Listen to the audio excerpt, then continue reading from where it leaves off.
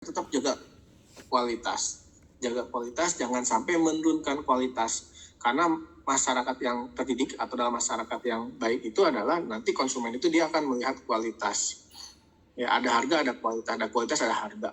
Itu ya. Ya.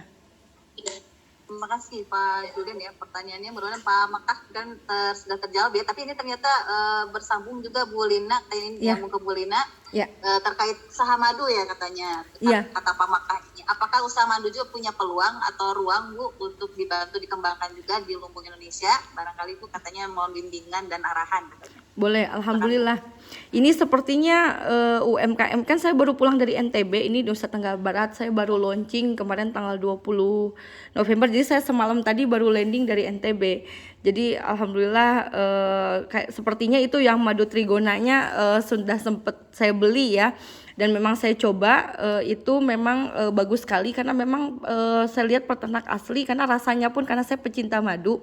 Makanya saya ambil beli beberapa untuk sampel, dan insya Allah itu kalau memang betul kayak tadi seperti Pak Julian, memang kan kalau bisa kita jangan menurunkan kualitas produk, karena berapapun harganya asal masih harga kompetitif itu bisa kita jualkan. Artinya tidak perlu yang harus mixing supaya dapat murah, tapi kualitas saja di nomor satukan, karena berapapun biasanya orang pasti cari gitu, dan itu ada pangsa pasarnya. Jadi insya Allah nanti akan kita bantu. Bahkan saya yang trigona itu, kalau memang ini adalah UMKM-nya Lumbung NTB, itu saya sudah beli kemarin, alhamdulillah insya Allah akan saya pasarkan untuk di Bandung, bahkan untuk seluruh Lumbung, karena nanti saya akan coba list. Kita kan ada ada market digital dan offline dan online, nanti akan kita bantu pemasarannya gitu. Nah mungkin kalau Bapak tadi belum ada kontak saya, nanti bisa di screen kontaknya, nanti kirim foto-fotonya, nanti saya coba sampelnya baru saya berani memasarkan. Makanya kenapa harus UMKM itu dikurasi. Bukan kita tidak percaya UMKM, tapi kita harus tahu bagaimana kualitas mereka. Kalau ada kritik dan saran kan pasti membangun ya. Bahkan kalau memang ini bagus, kita akan pasarkan sampai ke ekspor gitu. Kalaupun tidak ada modal atau mungkin tidak ada izin, kita akan coba cari partner atau dinas-dinas, atau mungkin kita akan bentuk perizinan mereka untuk supaya berizin begitu.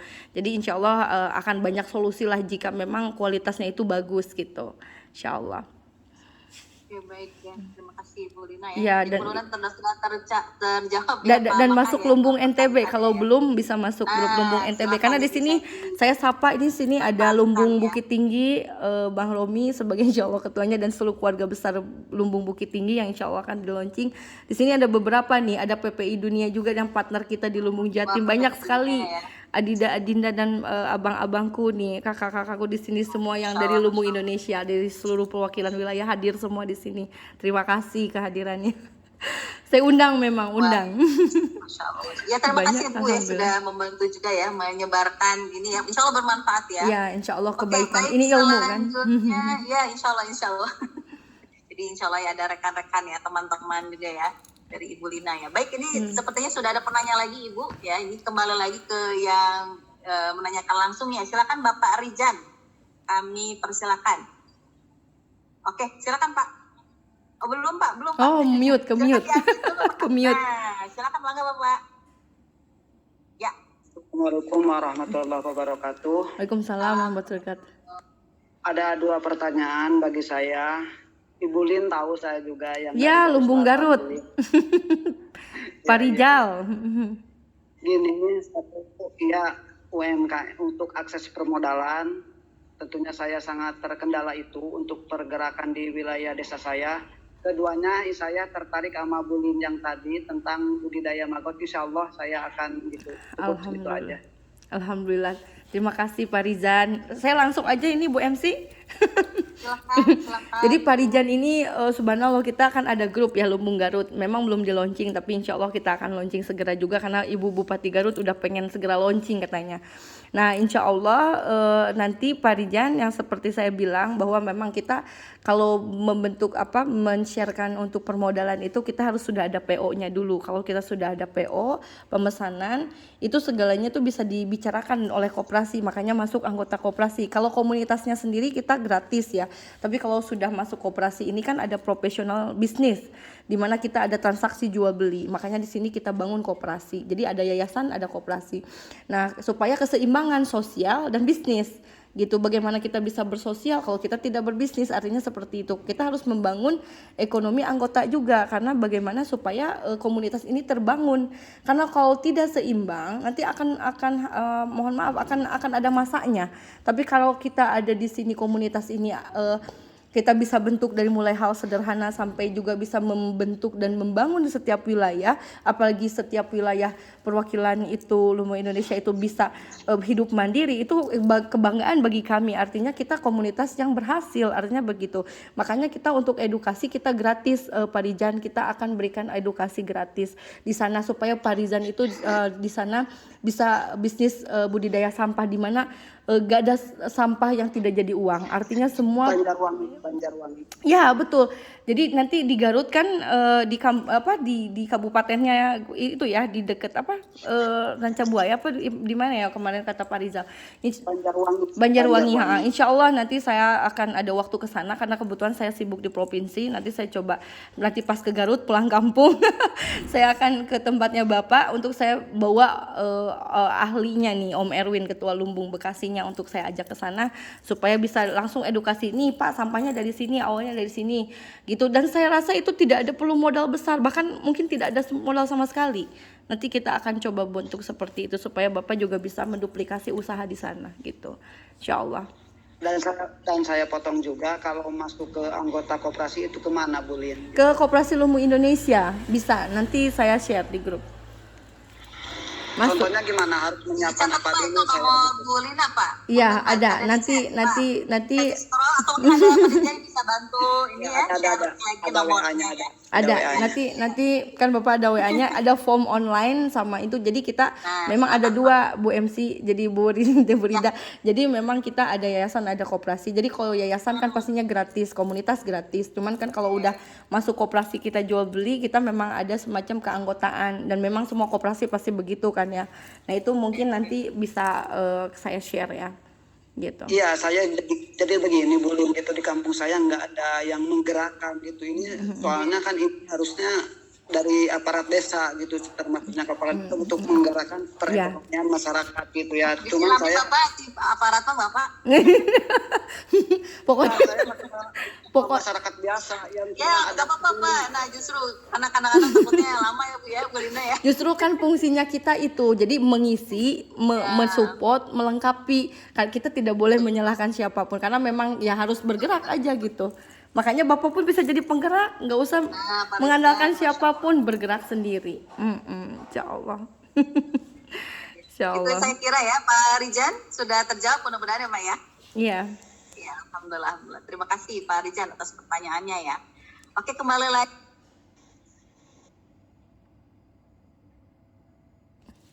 Maaf. Ini masih berkaitan juga dengan limbah Ibu. Nah, tapi ini pertanyaan adalah dari Ibu Wiwi Widianti. Nah, ini katanya ini beliau ini punya ya UMKM ya dari Kabupaten Cianjur ya, food and beverage ya, dan salah satu produk itu jahe merah. Nah, setiap hari itu produksi katanya bunyi jahe merah instan. Nah, tapi pertanyaan adalah, nah ampasnya itu kan ada limbah, kemudian ya ada itulah ya, sisanya gitu ya. Nah, kira-kira ampas jahenya ya bisa digunakan lagi atau enggak Bu, barangkali dari pengalaman Ibu ada atau tidak? Silakan. Boleh sekali, justru itu hampas artinya hasil dari semua produksi itu kan jahenya itu dari kulit-kulitnya aja itu sangat bermanfaat. Itu jadi kalau maggot yang bisa memakan dari bahan-bahan organik, apalagi ini jahe, ini tuh bisa untuk suplemen. Si maggotnya ini nanti bisa dibuat diuji klinis itu bagus sekali untuk suplemen. Jadi itu bagus sekali, bahkan limbah yang jahe itu bahkan kita cari sebetulnya. Nah itu bisa mungkin nanti kita pasarkan jadi khusus gitu. Jadi memang jahe, maggot jahe aja gitu, supaya itu masuk ke suplemen ke kesehatan, itu bisa untuk obat gitu. Nah nanti penjelasannya kita bisa sharingkan itu, karena memang jarang sekali yang limbah jahe khusus ya. Banyaknya mungkin dari sampah dari pasar gitu kan ya. Kalau ini bisa ada itu bagus sekali gitu, mungkin bisa jadi untuk obat gitu. Di wilayah mana ya tadi? Ini kalau tidak salah Cianjur Bu. Oh Cianjur juga. Oh berarti Ibu yang tadi ya? Oh, bisa sekalian nanti kontak saya, mungkin sekalian saya survei. Oke. Betul. Siap, Bu ya, terima kasih ya pertanyaannya. Nah ini oke, kalau dari kolom chat ini saya cek sih sudah terjawab semuanya, insya Allah ya. Barangkali dari ini partisipan yang ingin bertanya langsung, silakan. Ada Bapak Ibu? Bisa dengan fitur raise hand ya, klik reaction, kemudian klik fitur raise hand. Nah itu bisa langsung, nanti saya, ya panitia bisa bantu nanti mengambil. Barangkali ada? Oke, sambil ini ya. Kita lumayan, oke. Nah ini Pak Afauzi ya, silakan Pak Afauzi. Ya, silakan Pak. Kasih. Ya, walaupun wajahnya tidak ada ya. Ada gambar tangan Ya, saja Pak, gini. kalau bisa konten jadi kalau tidak ya tidak apa-apa. Silakan Pak disebutkan nama dan Oh asalnya. iya, baik. Saya Fauzi, Bu Lina di Bank Syariah Indonesia sehari-hari. Ah, Insya Allah. Masya Allah. Sebentar lagi pensiun, insya Allah. Oh, pensiun secara legal aja kan? Ilegalnya Iya. seterusnya. Bu Lina, Ya. saya mau tanya, kalau untuk buka cabang lumbung Indonesia itu gimana persyaratannya? Terus di Tangsel, di Jakarta Barat, apakah sudah ada gitu kan? Saya kan ada beberapa tempat yang mungkin bisa dimanfaatkan. Pertama itu. Terus kedua, barang-barang apa yang mengalami short atau kurang di lumbung Indonesia sehingga nanti mungkin kita bisa kolaborasi. Tadi kan saya sependapat sekali dengan apa yang disampaikan Bu Dina, cari marketnya dulu baru kita cari produksi. Nah, berarti kan ini harus ada peluangnya dulu nih, barangkali dengan melihat yang kekurangan, itu tadi kita bisa melihat potensi pasar yang ada sehingga kita bisa pertemukan itu gitu. Entah nanti saya juga kebetulan aktif di Majelis Ulama Indonesia di KPPU, jaringannya seluruh Indonesia juga, Komisi Pengembangan Ekonomi Umat, yaitu ekstrakurikuler ada gitu kan. Banyak juga pelaku-pelaku UMKM di situ gitu. Nah, barangkali nanti kita kolaborasikan. Itu aja Bu Lina, makasih. Baik, makasih. Bu MC gimana lanjut? Jawablah. Ya, Masya Allah, terima kasih banyak Pak Fauzi. Walaupun saya tidak tahu Bapak bagaimana, Insya Allah Bapak pasti ganteng lah ya, Insya Allah. Pokoknya saya sangat senang sekali Bapak, saya bisa berkenalan dengan Bapak di forum ini. Saya tuh sangat-sangat mencari partner seperti Bapak karena saya juga memang ada rekanan MUI juga, tapi di bidangnya berbeda gitu. Nah ini mungkin yang wakaf juga. Nah kalau misalnya ini Bapak bisa menyambung dengan saya gitu ya, dengan Lumbung Indonesia, karena memang nanti akan menjadi perwakilan wilayah itu bisa ada konsultannya. Nah konsultan di halal ya kan, betul kan Pak. Terus kedua untuk masalah permodalan tadi mungkin secara Islamik. Nah untuk yang tadi Bapak bilang di Tangsel, alhamdulillah kita sudah sosialisasi memang dengan keraton Banten itu kan masuknya memang Tangsel ya. Nah di situ ada beberapa yang memang mau, tapi memang kita belum launching. Mungkin nanti kalau Bapak ada referensi, saya tuh udah mau coba bicara dengan Pak Gubernur ya gitu, cuman beliau belum ada waktu. Nah nanti untuk yang Jakarta Barat kita belum ada, jadi mungkin nanti Bapak bisa menjadi salah satu rekomendasi, entah kepengurusan intinya seperti apa, nanti sambil saya coba matchingkan dengan teman-teman HIPMI juga gitu yang terlibat nanti Pak. Soalnya memang kita harus berkolaborasi dengan beberapa lembaga dan komunitas supaya kita semakin kuat gitu Pak secara informasi dan pemasaran. Betul. Jadi saat ini makanya Lumbung Indonesia ini semua ada nih, HIPMI, ada MES. Saya pun di MES. MES Bandung ini dengan Ibu Dr. Lisis ya. Nah, terus juga saya juga di HIPMI, saya di Japnas, saya di IPMI, semuanya saya lembaga ada, tapi kena semuanya jadi satu kalau di Lumbung Indonesia. Jadi pedagang kaki lima ada, pedagang asongan ada, santri ada, semuanya ada di Lumbung Indonesia ini, petani, peternak, nelayan. Jadi kita tidak, komunitasnya tuh global gitu, tidak oh ini saya komunitas ini, saya komunitas pengusaha saja, tidak. Di sini semuanya sama gitu. Nah, insya Allah kita menjadi jembatan kebaikan untuk orang banyak. Jadi makanya disebut lumbung tuh karena wadah seluruh komunitas, wadah komunikasi, wadah silaturahim, makanya namanya lumbung gitu. Kita alhamdulillah sudah hakikat. Makanya kita sudah hakikan Pak, alhamdulillah. Alhamdulillah. Sudah hakikan nama kita dan kita bukan hanya lumbung Indonesia tapi lumbung internasional. LI lumbung internasional. Betul. Saya sudah WA Bu Lina. Ya. Mudah-mudahan nanti bisa nyambung ininya. Siap-siap Ibu, banyak ini Baik. WhatsApp, Baik, saya terima kasih sekali. Ya, baik. Terima kasih Pak pertanyaannya. Insya Allah siap bersinergi. Menyambung lagi ya ke pertanyaan selanjutnya. Ini sepertinya sudah ada yang, ini belum ada di chat juga belum ada, tapi ini ada Pak Iqbal. Silakan Pak Iqbal mau bertanya. Silakan. Ayo Pak Iqbal. Nama, asal. Tangannya aja yang gini. Waalaikumsalam. Bu Lina. Baik Pak Iqbal. Saya dari Lumbung Bukit Tinggi, insya Allah temannya Pak Romi, Bang Romi. Iya. Ya.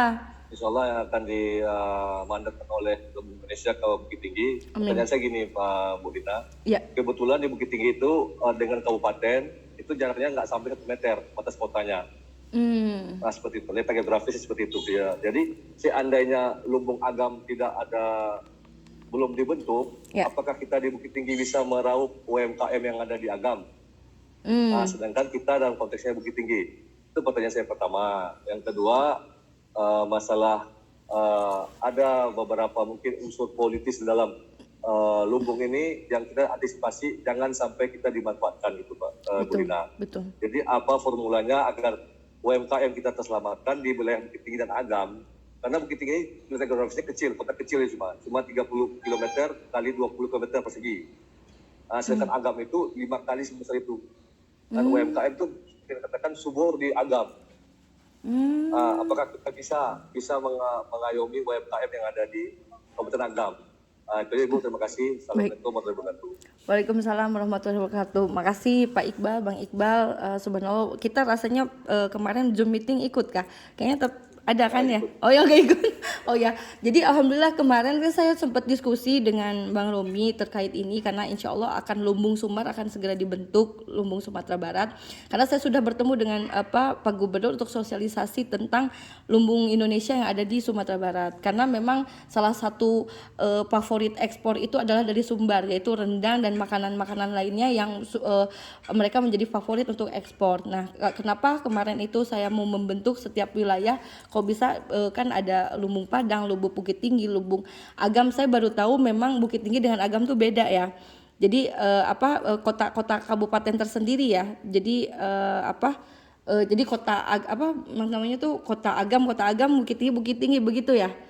Nah, kalau misalnya memang seperti itu kita bisa ada dua misalnya kepengurusannya. Selain ada pengurusan di pusat Lumbung Sumbar, itu ada di Lumbung Agam sama Lumbung Bukit Tinggi karena memang setiap wilayah ini harus concern gitu. Nah, mungkin Bang Iqbal bisa menjadi salah satu kepengurusan inti di Agamnya misalnya gitu. Karena supaya tersentuh langsung ke bawah karena potensi yang ada di perwilayah itu biasanya berbeda-beda.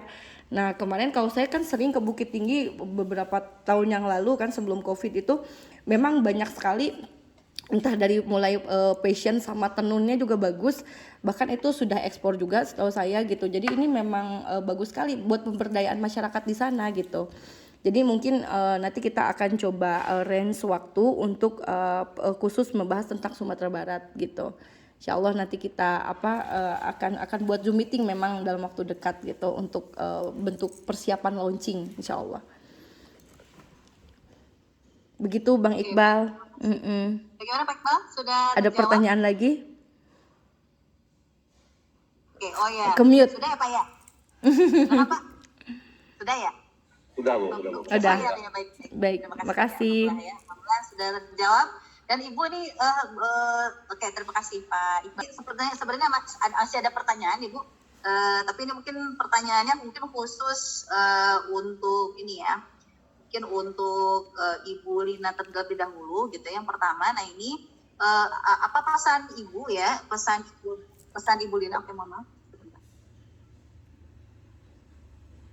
Ya, apa pesan Ibu Lina ya barangkali untuk para mahasiswa ini karena sebagian juga ada mahasiswa yang mengikuti acara ini Ibu, khususnya untuk para mahasiswa untuk memulai bisnisnya gitu. Jadi mungkin sebagian ada mahasiswa yang sudah memulai bisnis dan juga ada juga yang justru yang sudah merintis gitu ya.